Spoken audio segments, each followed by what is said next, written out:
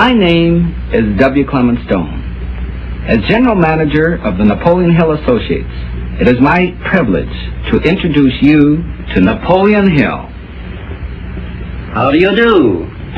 I'm very happy to have this personal visit with you. Won't you be seated, please?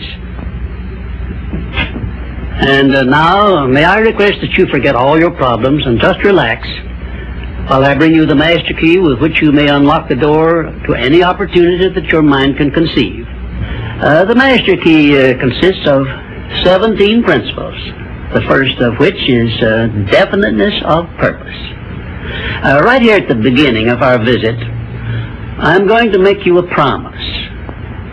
If you will decide definitely what you want most during your entire lifetime and write it down on paper so that I can read it, I will give you the master key with which you may open the door to the attainment of your desires, whatever they may be. The exact moment when I will deliver this master key to you will depend entirely upon when you are ready to receive it. This is the first of 13 messages that I will deliver to you. Now, in each message, I will describe the master key in terms that you will understand, if you are ready to understand. And now I shall give you the first cue as to the nature of the great master key which has been responsible for all the great successes in every calling, in every part of the world.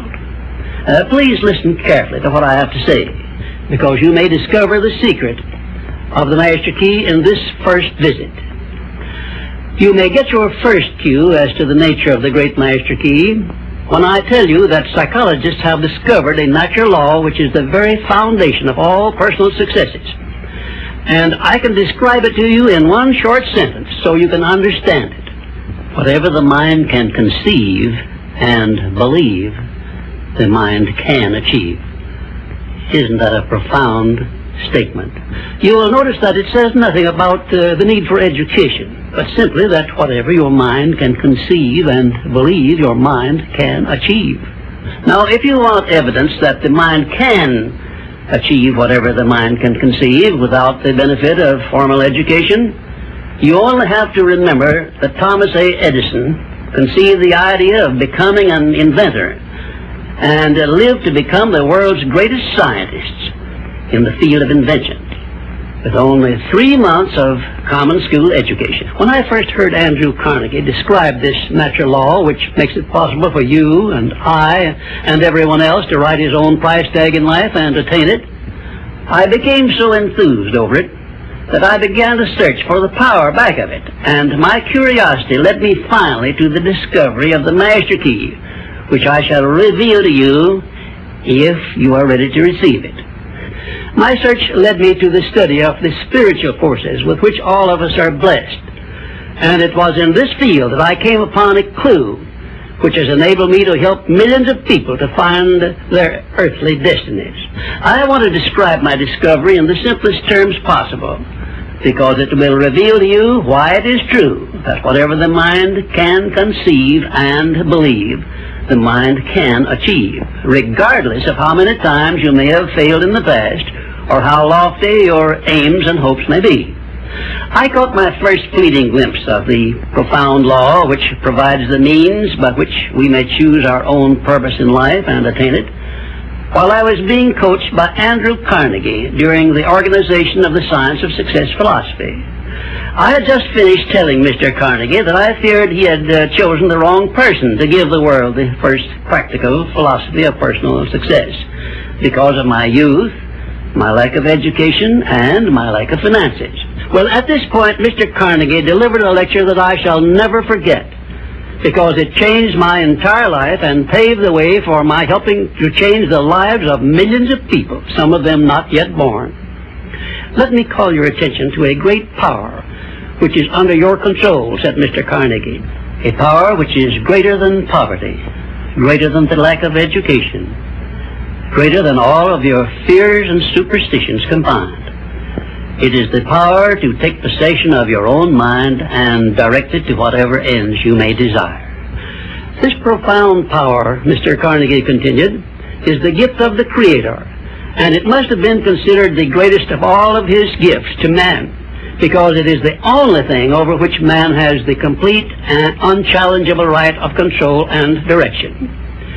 When you speak of your poverty and lack of education, Mr. Carnegie explained, you are simply directing your mind power to attract these undesirable circumstances, because it is true that whatever your mind feeds upon, your mind attracts to you. Now you see why it is important that you recognize that all success begins with definiteness of purpose, with a clear picture in your mind of precisely what you want from life.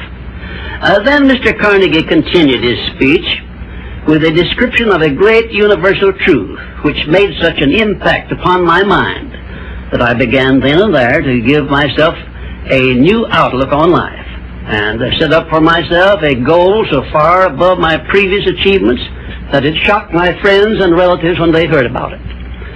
Everyone, said Mr. Carnegie, comes to the earth plane blessed with the privilege of controlling his mind power and directing it to whatever ends he may choose.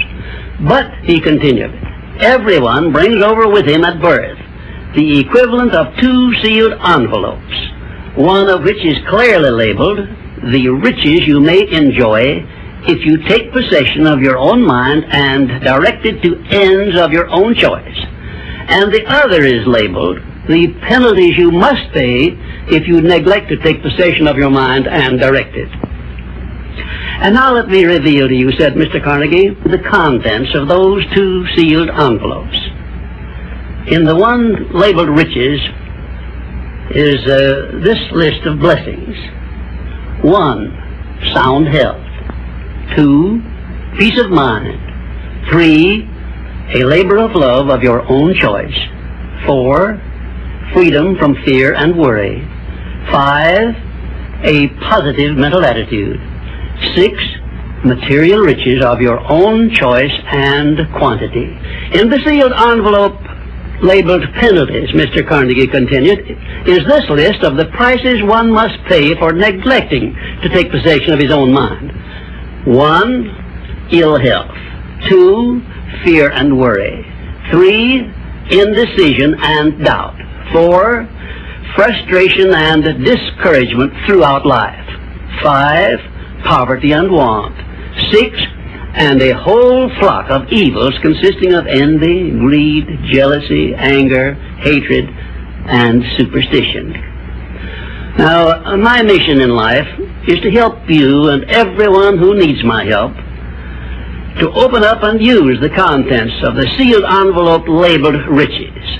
And the starting point from which you must take off if you wish to write your own ticket from here on out for the remainder of your life, I will describe for you in these simple instructions. 1, procure a neat pocket-sized notebook, or something on the order of this one here, loose leaf affair.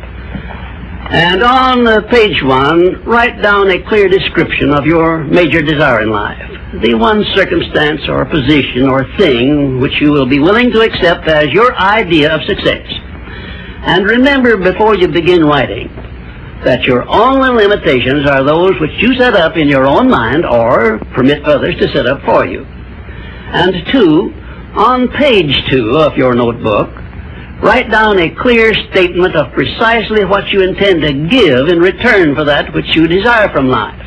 And then start in right where you stand now to begin giving. And 3, memorize both of your statements, what you desire and what you intend to give in return for it, and repeat them at least a dozen times daily. And always end your statements with this expression of gratitude for the blessings with which you were gifted at birth. I ask not, O divine providence, for more riches, but more wisdom with which to accept and use wisely the riches I received at birth in the form of the power to control and direct my mind to whatever ends I desire. If you are not too successful or self-satisfied to accept and express this profound prayer, if you accept it and express it in the same spirit of humble sincerity in which I pass it on to you, a new and a better world will reveal itself to you. A world in which you will see reflected the circumstances and the things which you yourself have created. In my next visit, I will give you a description of the second principle of success, through the application of which you may make use of the education and experience of other people, and get the necessary help you may need in attaining your definite major purpose in life.